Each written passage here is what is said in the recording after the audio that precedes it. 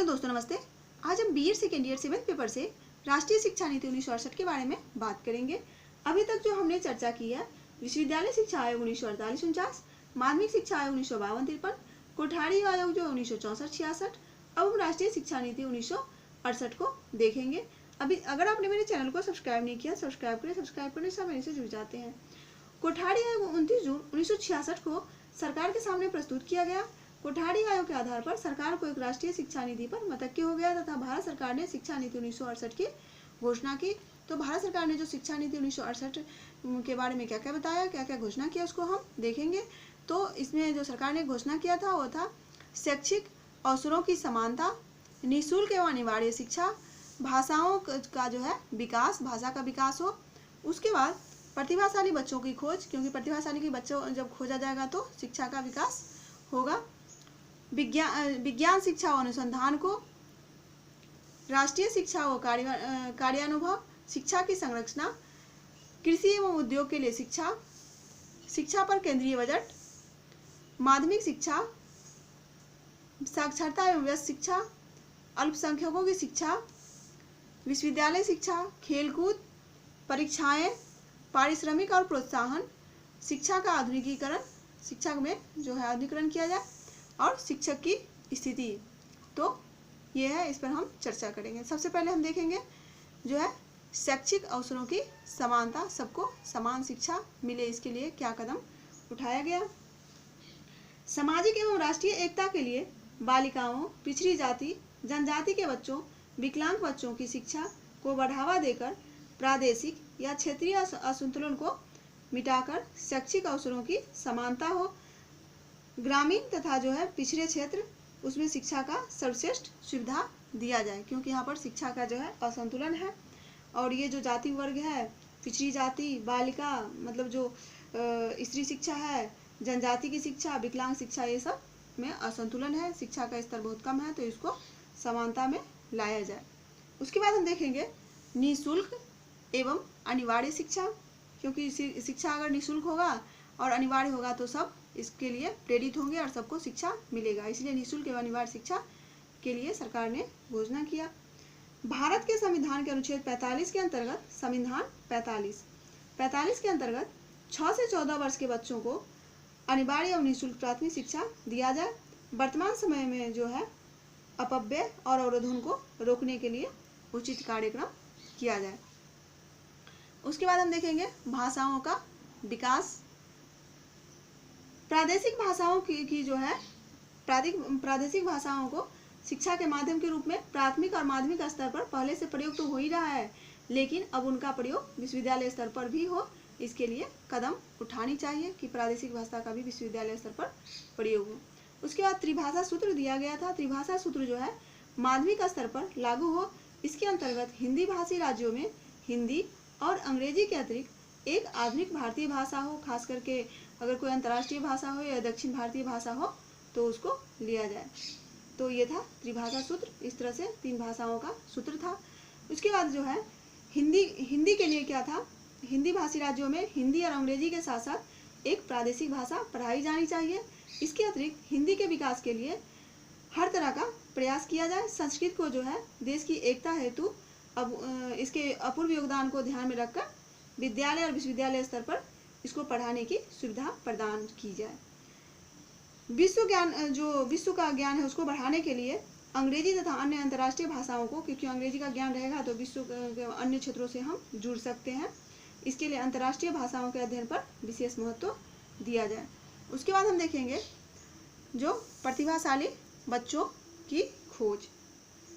कम आयु में ही प्रतिभाशाली बच्चों की पहचान कर उनकी प्रतिभा के विकास हेतु उचित अवसर दिया जाए, क्योंकि कम आयु में अगर उसके प्रतिभा को पहचान लेंगे तो उसका विकास बहुत ही जल्दी होगा।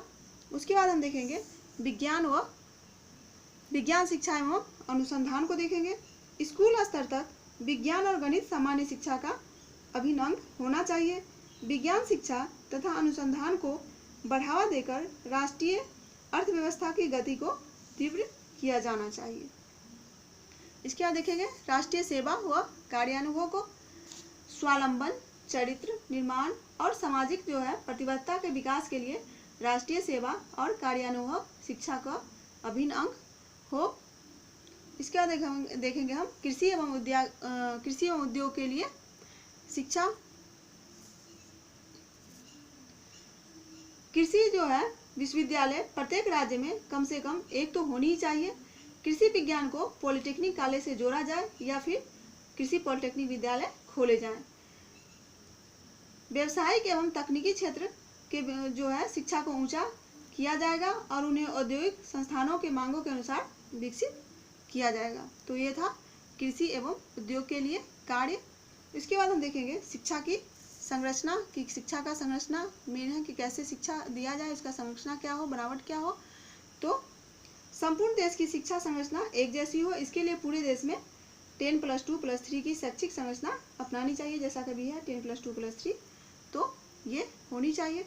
उसके बाद है शिक्षा पर केंद्रीय बजट को देखेंगे। शिक्षा का पुनर्गठन करने में अतिरिक्त धन की आवश्यकता होगी। इसके लिए शिक्षा निवेश को बढ़ाकर राष्ट्रीय आय का 6% शिक्षा पर व्यय किया जाए। माध्यमिक जो है शिक्षा को देखेंगे। उच्च शिक्षा प्राप्त करने के लिए माध्यमिक शिक्षा पायदान होता है, क्योंकि जब तक माध्यमिक शिक्षा अच्छा नहीं होगा तो हम उच्च शिक्षा प्राप्त नहीं कर सकते हैं। इसीलिए माध्यमिक शिक्षा को विस्तार एवं उन्नत बनाकर उन क्षेत्रों और वर्गों तक पहुंचाया जाए जिनको आज तक यह प्राप्त नहीं हो सका है। इसके बाद हम देखेंगे विश्वविद्यालय शिक्षा को। छात्रों के प्रवेश संख्या, प्रयोगशाला, पुस्तकालय व अन्य सुविधाएं कर्मचारियों की संख्या के अनुरूप होनी चाहिए। प्रशिक्षण और अनुसंधान के स्तरों को सुधारने का प्रयास किया जाए। नए विश्वविद्यालय की स्थापना हो तभी जब वह पर्याप्त निधि उपलब्ध हो। नए विश्वविद्यालय तभी खोला जाए जबकि पर्याप्त धन यानी उपलब्ध हो। विश्वविद्यालय में जो है अंशकालीन शिक्षा, पत्राचार पाठ्यक्रम की सुविधा उपलब्ध हो। व्यवसायिक एवं तकनीकी शिक्षा के जो है स्तर को ऊंचा उठाकर औद्योगिक संस्थाओं के मांगों के अनुरूप आपूर्ति किया जाए। औद्योगिक संस्थाओं के मांगों के अनुरूप क्या किया जाए, आपूर्ति किया जाए। जितना उसका मांग है उतना उसको प्रदान किया जाए। साक्षरता एवं वयस्क शिक्षा को देखेंगे। निरक्षरता का उन्मूलन हेतु सक्रिय रूप से साक्षरता अभियानों का आयोजन किया जाए। सार्वजनिक पुस्तकालय की व्यवस्था, आकाशवाणी और दूरदर्शन के द्वारा भी प्रौढ़ शिक्षा कार्यक्रम का प्रचार किया जाए। साक्षरता जो है 100% प्राप्ति से ही राष्ट्रीय विकास में गति आएगी। इसके लिए साक्षरता और जो है वयस्क शिक्षा का जोर शोर से प्रचार किया जाए। अब हम खेलकूद को देखेंगे। खेलकूद बहुत ही महत्वपूर्ण है। छात्रों की शारीरिक क्षमता में वृद्धि के लिए खेलकूद को प्रोत्साहन दिया जाएगा। खेलकूद की सुविधा जो है शिक्षा के सभी स्तरों पर दिया जाएगा। इसके बाद है अल्पसंख्यकों की शिक्षा को देखेंगे कि अल्पसंख्यकों के लिए क्या किया गया था। अल्पसंख्यकों के शैक्षिक हितों तथा उनके अधिकार की सुरक्षा हो, इसके लिए अल्पसंख्यक शिक्षा के विकास हेतु हर संभव प्रयास किया जाए। और परीक्षा के लिए क्या किया गया, विश्वसनीयता और परीक्षा में विश्वसनीयता हो और वैधता में सुधार हो कर परीक्षा होनी चाहिए। परीक्षा में अधिक से अधिक विश्वसनीयता आए और उसकी वैधता हो, तो इसमें सुधार होनी चाहिए। आंतरिक एवं सतत मूल्यांकन बनाई जाए। आंतरिक मूल्यांकन और सतत मूल्यांकन पर अधिक ध्यान दिया जाए, बशर्ते कि बाह्य परीक्षा के महत्व को कम किया जाए। परीक्षा के परिणामों में बाह्य एवं आंतरिक मूल्यांकन को जो है प्राप्तांक अलग अलग दिखाया जाए। जो बाहर की परीक्षा दिए वो और जो आंतरिक रूप से परीक्षा दिए उसका जो है प्राप्तांक अलग अलग होना चाहिए। उसके बाद हम देखेंगे पारिश्रमिक और प्रोत्साहन को। तो यह जो है विद्यालय और विश्वविद्यालयों में पारिश्रमिक और प्रोत्साहन को उदार नीति के द्वारा श्रेष्ठतम लेखकों को आकर्षित करके, जो लेखक अच्छा है उसको आकर्षित करने के लिए पारिश्रमिक और प्रोत्साहन दिया जाए। पाठ्य पुस्तकों की गुणवत्ता में उच्चतम सुधार किया जाए। पाठ्य पुस्तकों को बार बार नहीं बदला जाए तथा उसका मूल्य इतना हो, मतलब कम हो, कि सामान्य विद्यार्थी भी इसे सरलता से खरीद सके। प्रादेशिक भाषाओं में विश्वविद्यालय स्तर की पुस्तकों को प्रकाशन और बाल साहित्य के प्रकाशन पर विशेष ध्यान दिया जाए। उसके बाद देखेंगे हम शिक्षा में जो है आधुनिकीकरण को। शिक्षा के जो आधुनिकीकरण हुआ उसको देखेंगे। अपनी संस्कृति के भारतीय लोग जो है अपनी संस्कृति के साथ साथ वैज्ञानिक सोच उत्पन्न करके उन्हें विज्ञान, तकनीकी अनुसंधान में वृद्धि करके भारतीय समाज का आधुनिकीकरण किया जाएगा। तो जब तक शिक्षा में आधुनिकीकरण नहीं होगा, भारत जो है विश्व के दूसरे देशों के साथ कदम से कदम मिला के नहीं चल सकता है। इसलिए शिक्षा में जो है आधुनिकीकरण बहुत ही ज़रूरी था। इसके बाद हम देखेंगे शिक्षकों की जो है स्थिति में सुधार को, क्योंकि शिक्षक जो पढ़ाएंगे तो उनकी भी स्थिति की सुधार बहुत ही महत्वपूर्ण है। शिक्षक जो है राष्ट्रीय विकास में जो है योगदान के लिए शिक्षक के स्तर को ऊंचा उठाना परम आवश्यक है। इसके लिए शिक्षक के वेतन व सेवा शर्तें उनकी योग्यता और उत्तरदायित्वों के अनुरूप होनी चाहिए। शिक्षकों को स्वतंत्र तथा शोध की सुविधा मिलनी चाहिए। अध्यापक की समाज में उचित सम्मान हो और सेवाकालीन शिक्षा पर विशेष बल दिया जाए। तो ये जो था राष्ट्रीय शिक्षा नीति 1968 में जो है निःशुल्क और अनिवार्य प्रारंभिक शिक्षा, अध्यापक, भाषा, नीति, शैक्षिक अवसरों की समानता, कार्यानुभव और राष्ट्रीय सेवा, विज्ञान, कृषि, शोध व उद्योग शिक्षा, पुस्तकों का उत्पादन, प्रौढ़ शिक्षा, खेलकूद, शैक्षिक संरचना, अल्पसंख्यकों की जो है शिक्षा, अंशकालीन एवं पत्राचार द्वारा शिक्षा जो है, परीक्षा पद्धति, माध्यमिक तथा उच्च शिक्षा आदि के लिए मार्गदर्शन किया।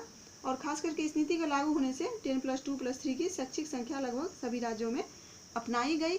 तो ये जो था राष्ट्रीय शिक्षा नीति 1968, जो कि परीक्षा के लिए बहुत ही महत्वपूर्ण है।